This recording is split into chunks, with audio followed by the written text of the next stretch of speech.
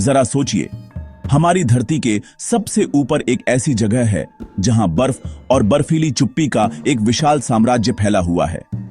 यही है आर्कटिक। ये दुनिया किसी भी और जगह से बिल्कुल अलग है और इसका केंद्र है नॉर्थ पोल। आर्कटिक महासागर इसके दिल में है, एक गहरा ठंडा समुद्र जो साल के ज्यादातर हिस्से में मोटी तैरती बर्फ की चादर से ढका रहता है। इस जमी हुई समुद्री सतह के चारों ओर हैं कई देशों के सबसे उत्तरी इलाके जैसे कनाडा, रूस, ग्रीनलैंड और नॉर्वे। यह इलाका बेहद ठंडा है, जहां सर्दियों में लंबे समय तक अंधेरा छाया रहता है, जबकि गर्मियों में महीनों तक सूरज डूबता ही नहीं। यहां की धरती विशाल शक्तियों से घड़ी गई है और प्रकृति की ताकत हर जगह शानदार अंदाज में नजर आती है। आर्कटिक का भूगोल भी कमाल का है। ये अंटार्कटिका की तरह कोई एक बड़ा महाद्वीप नहीं, बल्कि द्वीपों और तटों का समूह है जो एक केंद्रीय महासागर को घेरे हुए हैं। साल के ज्यादातर समय ये समुद्र बर्फ की एक ठोस सड़क जैसा बन जाता है जो हजारों मील तक फैला होता है।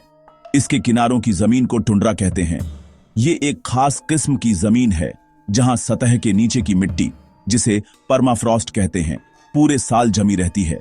इसी वजह से यहां गहरे जड़ वाले बड़े पेड़ नहीं उग सकते। टुंड्रा पर सिर्फ काई, मजबूत घासें और छोटे छोटे झाड़ियां उगती हैं, जो इस चुनौतीपूर्ण माहौल में जीवन के लिए संघर्ष करती हैं। आर्कटिक की खूबसूरती बड़ी सधी हुई और साथ ही बेहद भव्य है। यहां आप विशाल हिमखंड देख सकते हैं, ताजे पानी के पहाड़ जैसे बर्फ के टुकड़े जो ग्लेशियरों से टूटकर गहरे नीले पानी में चुपचाप तैरते रहते हैं। ये दिग्गज हवा और पानी से अजीब अजीब आकार ले लेते हैं। फिर जैसे ही लंबी ध्रुवीय रात आती है, आसमान खुद रंगों से भर उठता है। ये है ऑरोरा बोरेलिस या नॉर्दर्न लाइट्स। सूरज से आए कण जब हमारे वायुमंडल से टकराते हैं तो हरे, गुलाबी और बैंगनी रंग की रोशनी की चादरें अंधेरे में लहराने लगती हैं। यह नजारा इतना सुंदर होता है कि इंसान शब्दों में बयान नहीं कर सकता। ये बर्फीली दुनिया लगातार धीमी चाल में बदलती रहती है। सर्दियों की जबरदस्त ठंड में समुद्री बर्फ फैलती है और महासागर को अपनी पकड़ में ले लेती है। फिर जैसे ही गर्मियों का सूरज लौटता है और डूबता ही नहीं, बर्फ पिघलने और टूटने लगती है। जमने और पिघलने का यह सालाना चक्र ही आर्कटिक की धड़कन है। यहां के हर जीव की जिंदगी इसी रफ्तार पर टिकी है। मौसम बदलते हैं और इनके साथ यहां की दुनिया भी। सर्दियों की शांत जमी हुई चुप्पी से लेकर गर्मियों के छोटे लेकिन जिंदा दिल जीवन के धमाके तक, यह चक्र हजारों सालों से चलता आ रहा है, हमारी धरती के सिर पर एक मजबूत और भरोसेमंद धड़कन की तरह।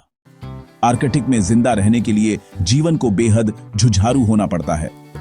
यहां के जानवरों ने कड़ाके की ठंड से निपटने के लिए कमाल के तरीके अपनाए हैं।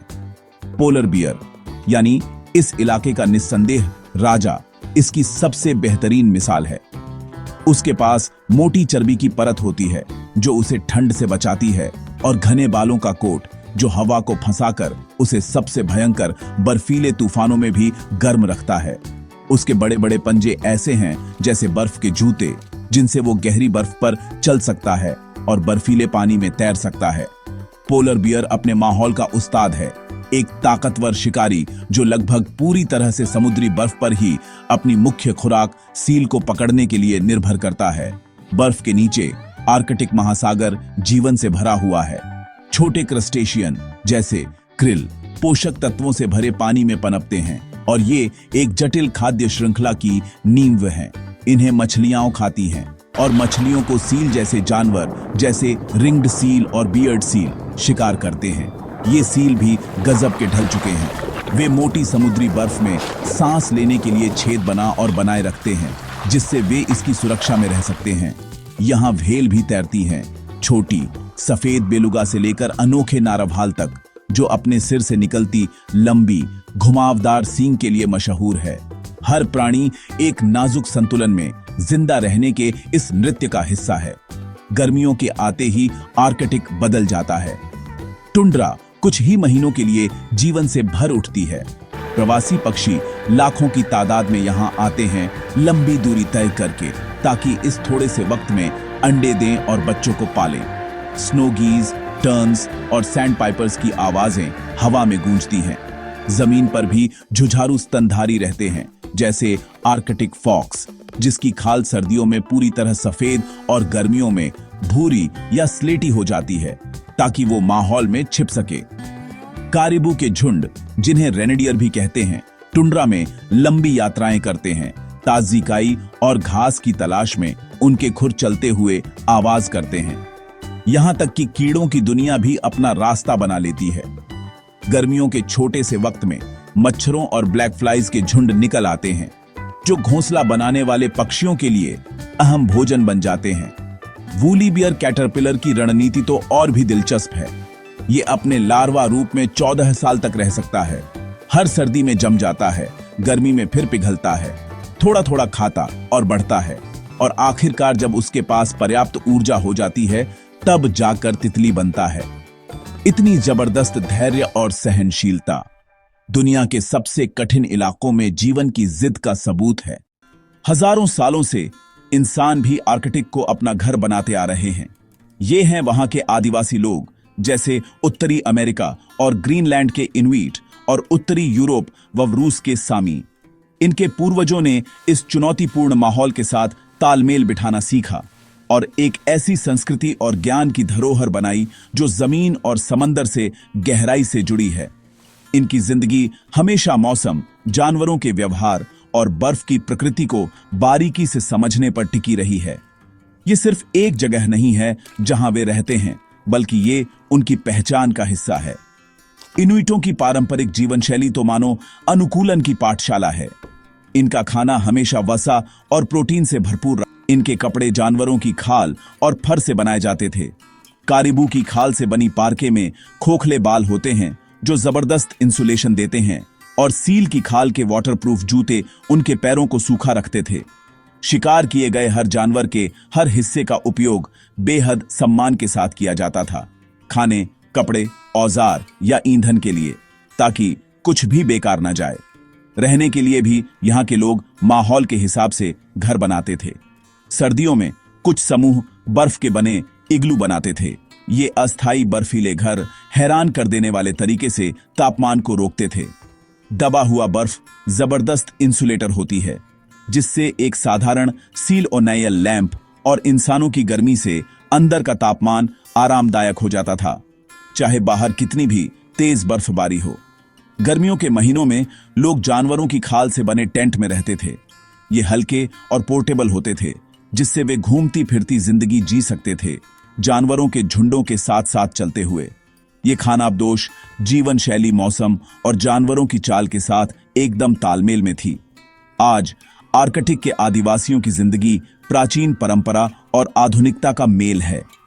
अब बहुत से लोग स्थायी बस्तियों में रहते हैं, आधुनिक सुविधाओं के साथ, लेकिन जमीन से गहरा रिश्ता आज भी बना हुआ है।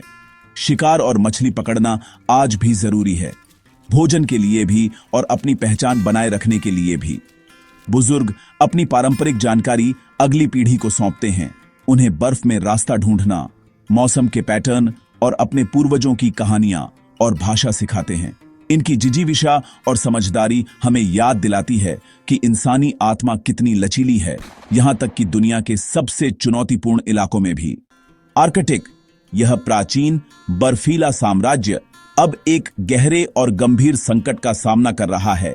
हमारी धरती गर्म हो रही है और आर्कटिक बाकी किसी भी जगह से दोगुनी तेजी से गर्म हो रहा है। इसकी वजह से समुद्री बर्फ, जो आर्कटिक के पूरे इकोसिस्टम की नींव है, बेहद तेजी से पिघल रही है।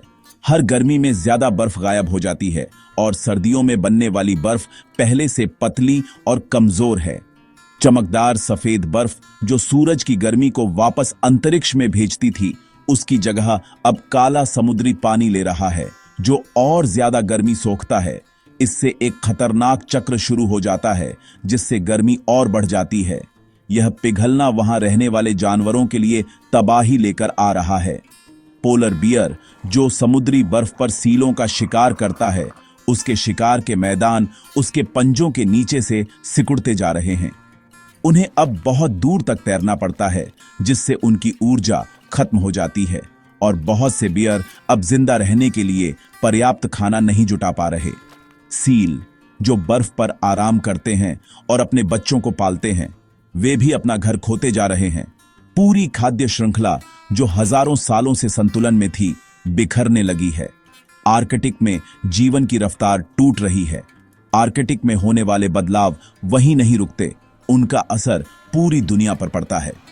जब ग्रीनलैंड की विशाल बर्फ की चादरें पिघलती हैं, तो पानी समुद्र में जाता है, जिससे दुनिया भर में समुद्री स्तर बढ़ जाता है।